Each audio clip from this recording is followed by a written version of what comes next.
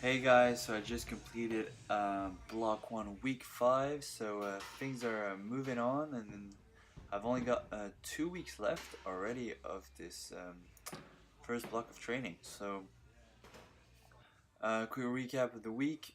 Week went really well. I've definitely been, as RTS coaches and clients say, been building momentum throughout all these weeks. So I definitely started week 1 kind of easing back into training, kind of getting used to all these movements and variations or assistant, whatever you want to call them. And things are definitely just feeling very natural now.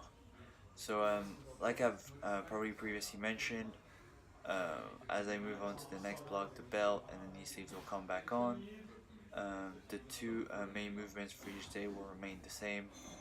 Um, Upper body will actually remain the same for both main movements and assistance work. Sorry, and for the lower, all assistance work will actually change. So it will kind of act as a deload, and then I will start doing new movements, which I'm really excited about. Final decision on this movement being the Monday assistant movements will be some um, partial squats, I think half squats at my strong point, and block pulls, so actually not my weak points but the opposite, so I should be able to increase the load quite fast. The Wednesday I will keep the same movement but kind of cut the movement, so I will do some pin front squats and some the stiff leg, some block stiff leg pulls. And then finally on the Friday, I will do some pin high bar squats and some half conventional deadlift to kind of follow the same movements with the low bar and super low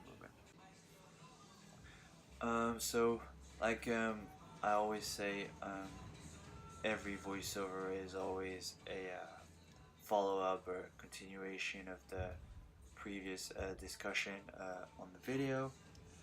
What I kind of wanted to cover in this one, at least at the start, was to talk about 1RMs and a bit about 1RM estimation and kind of like singles versus volume in terms of estimating your 1 rep max.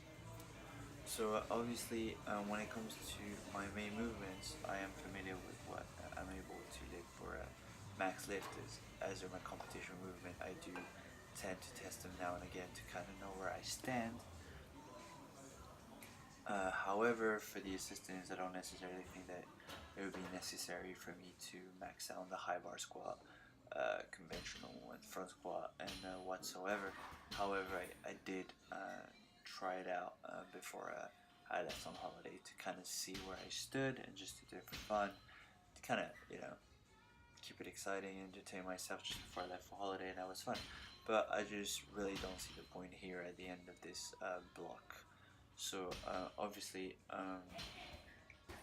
I will be using 1RM estimation in replacement to kind of see if I made progression on my 1RM estimated max. Sorry, my estimated 1RM. That's what I meant for like high bar squat, conventional front squat, stiff leg, and then the complexes as well. I'll think about what I do about that, like if I use the estimation of just a normal or stick with it.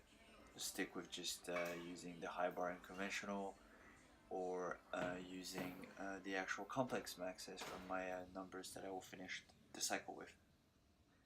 And that's kind of that in terms of 1RM estimation, singles volume, and kind of how I use it. Volume for me, it's on and off, kind of how I can feel the RP or not. Definitely feel like my RP, I do rate it much higher than it actually is on rep work. That's something I'm working on.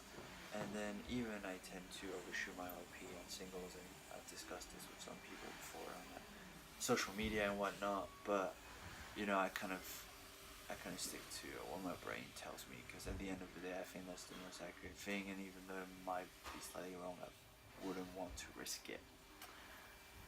So that's that for that topic. Moving on.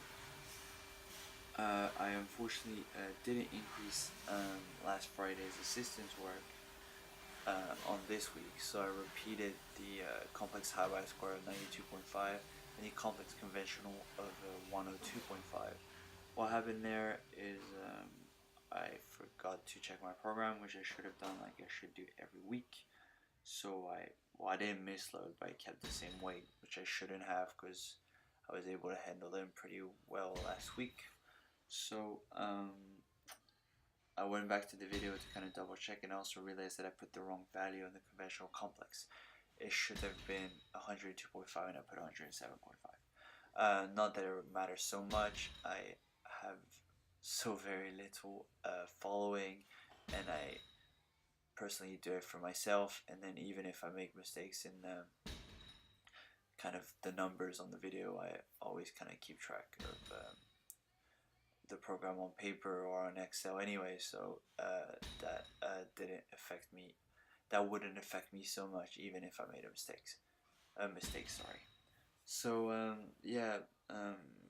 after realizing that I repeated my Friday assistant work ways, I've decided that I'm gonna do kind of go for a final push and increase all assistants for next week. So increase all assistants by 2.5. So for the lower body, the 6 assistants will be pushed by 2.5 next week, and then hopefully the final week I will be able to increase on that again.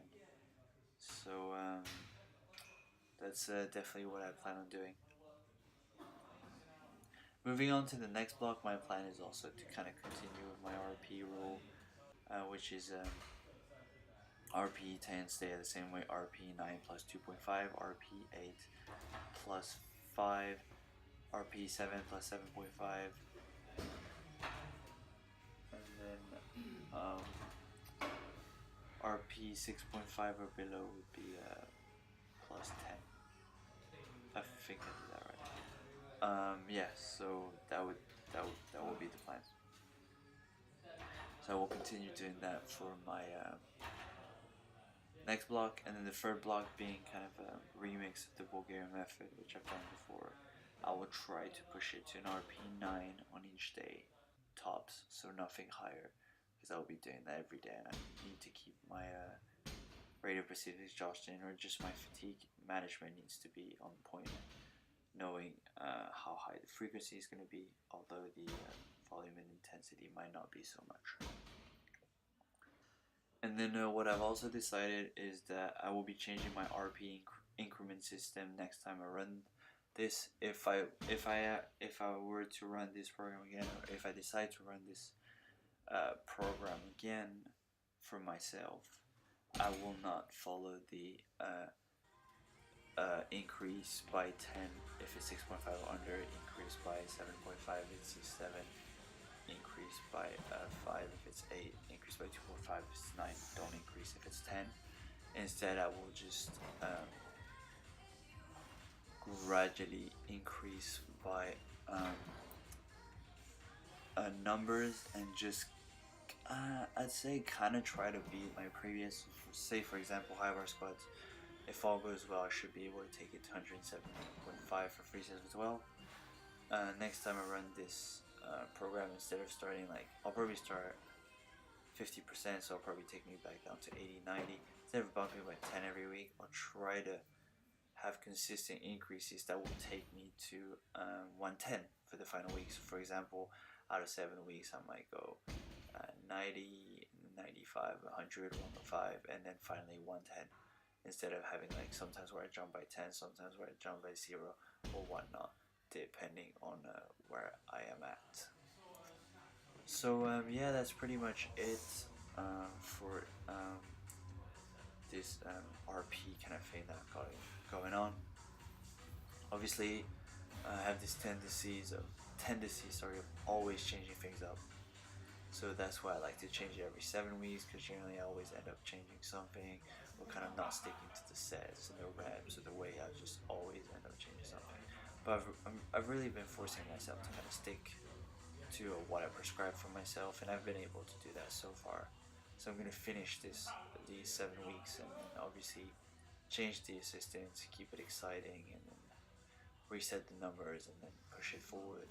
And then kind of looking forward to put that belt back on those knee sleeves and kind of see how things felt, because the things I've been working really hard on recently, those things being all my assistant works and all my compound movements or main movements, by implementing weak point work or just work on my weak points, it's really paid off.